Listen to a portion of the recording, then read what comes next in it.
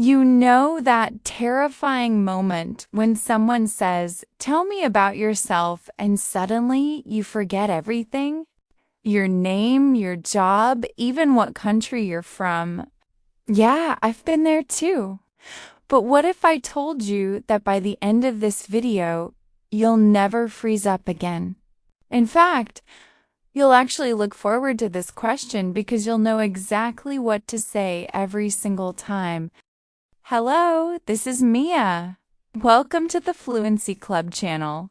Like this video and subscribe to the channel to receive new content every day. Today, I'm sharing something that took me years to figure out. How to answer, "Tell me about yourself" in 5 different real-life situations. And here's what nobody tells you. You can't use the same answer everywhere. What works at a job interview will sound weird at a party. What you say in class won't work when meeting your new neighbors. So I'm giving you 5 different scripts for 5 different situations, and you can use them starting today. Sound good? Let's jump in. Before we get into the situations, let me tell you why this matters so much. Last year, my friend Sarah moved to the United States. She's smart, she's talented, she speaks decent English. But every time someone asked her to introduce herself, she would panic and say, "I'm Sarah, I'm from Colombia, nice to meet you," and then just stop talking. Awkward silence. People didn't know what to say next. She was missing opportunities to make friends, to network, to connect. And the sad part? She had so much more to share. She just didn't know how. That's why I created this video, because tell me about yourself is not just a question, it's your golden opportunity. It's your chance to control the conversation, to make people interested in you, to open doors. And the best part? Once you have the formula, it's actually easy. So let's break down situation number 1. Situation 1. The job interview. Picture this. You're sitting across from the hiring manager. You're nervous. Your palms are sweaty. And she smiles and says, "So tell me about yourself. This is your moment." In a professional setting, you want to sound confident but not cocky, experienced but not boring. Here's the winning formula. Name, current role or recent education, relevant experience, and why you're excited about this opportunity. Let me show you with an example. Repeat after me. My name is Jessica and I'm a marketing specialist. I've spent the last 3 years helping small businesses grow their online presence. What I love most about marketing is seeing real results from creative campaigns. I'm really excited about this role because your company's mission to support local entrepreneurs aligns perfectly with my passion. Now let's break down why this works. Jessica started with her name and title, clear and professional. Then she gave specific experience. 3 years, small businesses, online presence. Those are concrete details. Then she added emotion, what she loves about her work. And finally, she connected it directly to the company she's interviewing with. That's the secret sauce. You're not just listing facts about yourself. You're showing them why you're the right fit. Here's what you should never do in a job interview introduction. Don't start with, well, I don't know where to start. That screams lack of confidence. Don't say, "I'm just anything. I'm just a recent graduate." No, you're a motivated professional starting your career. Don't ramble for 5 minutes about every job you've ever had. Keep it tight, 30 to 60 seconds maximum. And please don't badmouth previous employers. Even if your last boss was terrible, this is not the time. Let's move to situation 2, first day of class. Whether it's an English course, a professional training, or a university class, the dynamic here is totally different. You're not trying to get hired. You're trying to make a good impression and maybe make some friends. The teacher says, "Let's go around the room. Everyone introduce yourselves." What do you say? Here's the structure. Name, why you're taking this class, and one personal detail that makes you memorable. Here's an example. Repeat after me. "Hi everyone, I'm Maria. I'm taking this English course because I'm planning to study abroad next year and I want to feel confident communicating. Outside of class, I'm obsessed with true crime podcasts. If anyone has recommendations, I'm all ears." See what Maria did there? She was friendly and approachable. She shared her goal, which is relatable. Most people in an English class have similar dreams. And then she added that personal touch. True crime podcasts. Now, people in the class will remember her as Maria who loves true crime and someone might approach her after class to talk about podcasts. That's how you turn a simple introduction into a potential friendship. The mistake people make in classroom introductions is being too formal or too boring. Don't say, "My name is Maria and I want to learn English." That's every single person in the room. Give people something unique. It could be a hobby, a funny fact, a specific goal. And here's a pro tip. If you're nervous, focus on the goal part. People love hearing about dreams and plans. It makes you interesting and gives them something to ask you about later. Situation 3, social events and parties. Okay, this is where most people either shine or completely crash and burn. You're at a party, maybe a friend's birthday, maybe a networking mixer, and someone walks up to you with a drink in their hand and says, "Hey, I don't think we've met. Tell me about yourself." This is casual. This is fun. Do not, I repeat, do not sound like you're in a job interview. Here's how you do it. Repeat after me. "Hey, I'm Rachel.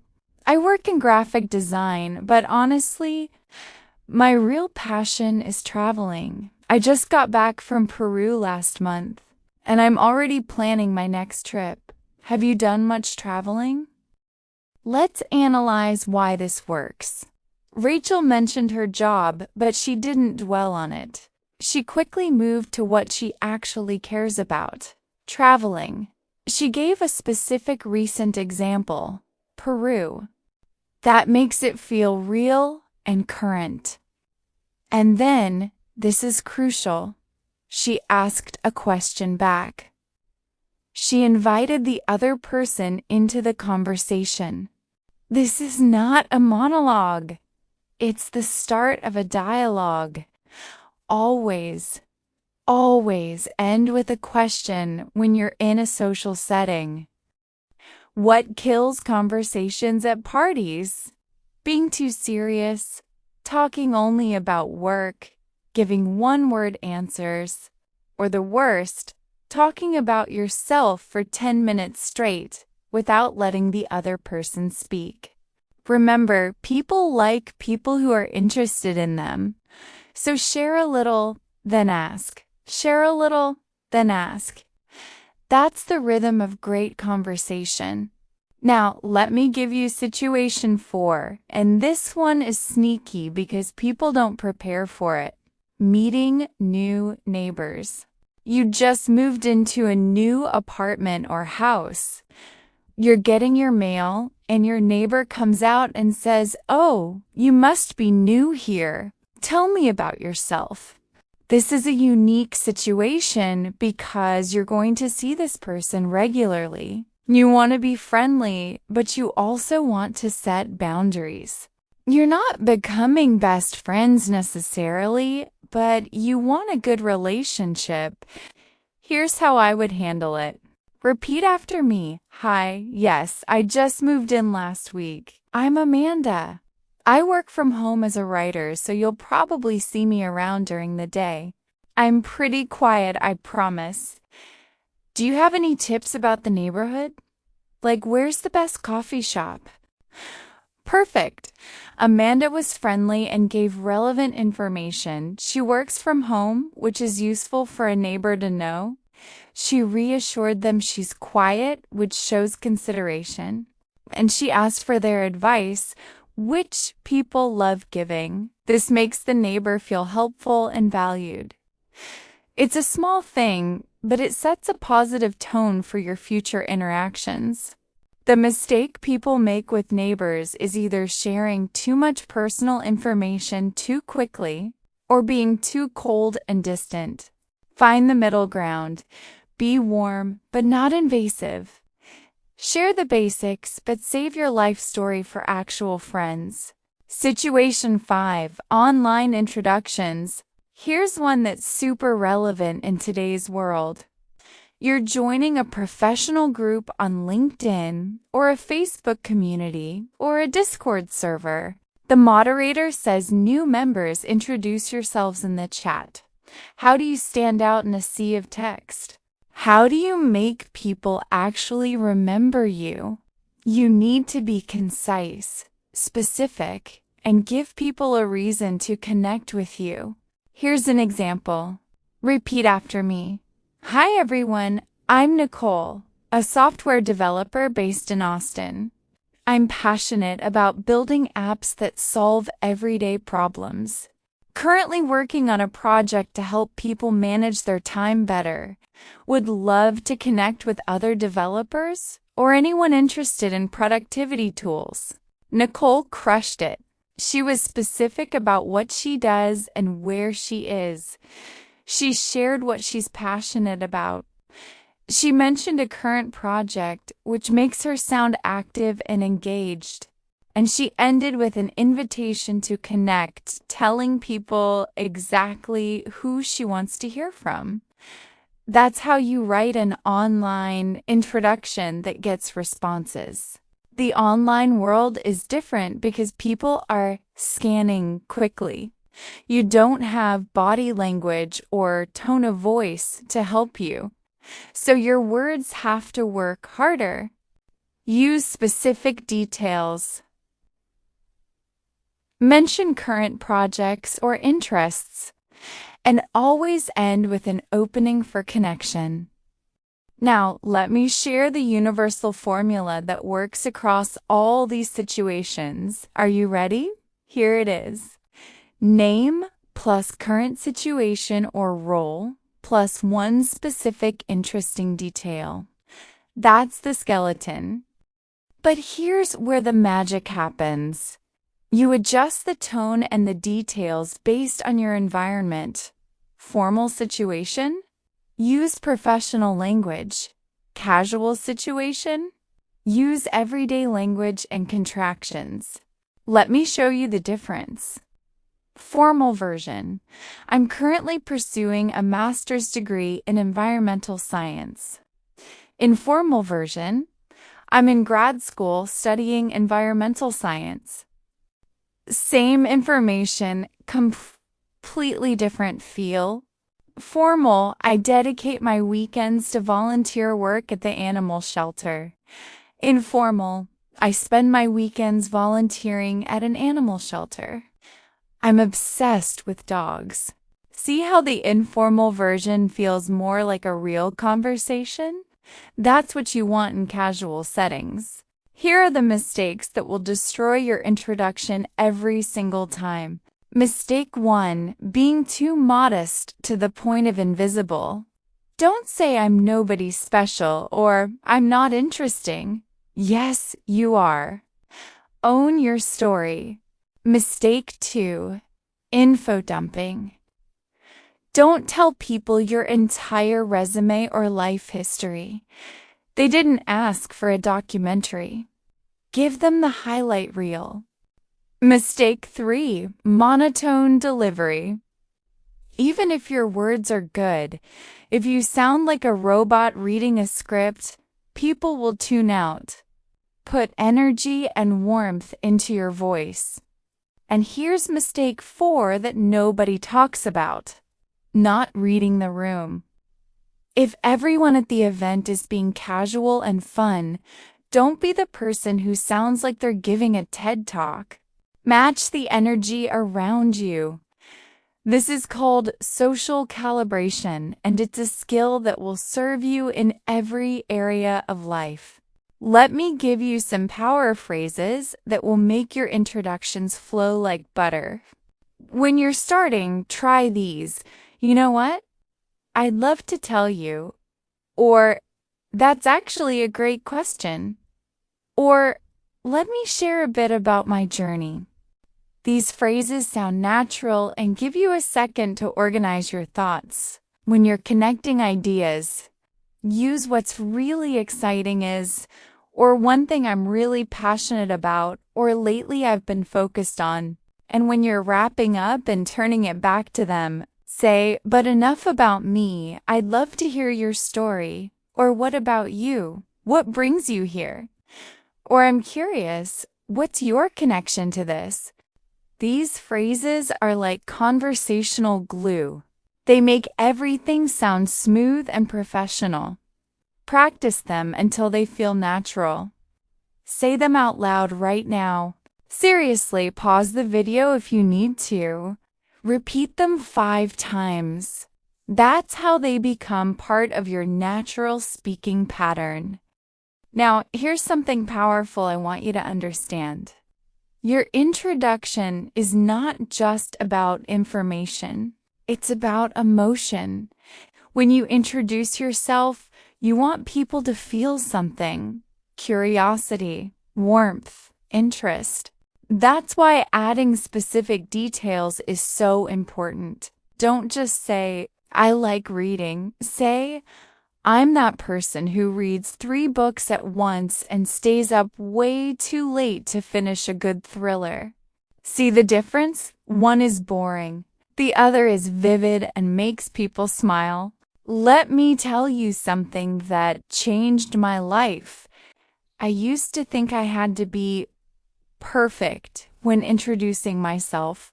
Perfect grammar, perfect pronunciation, perfect everything. And you know what happened? I sounded stiff and rehearsed. People didn't connect with me. Then I realized something. People don't connect with perfection. They connect with authenticity. They connect with warmth. They connect with real human beings who are excited about life.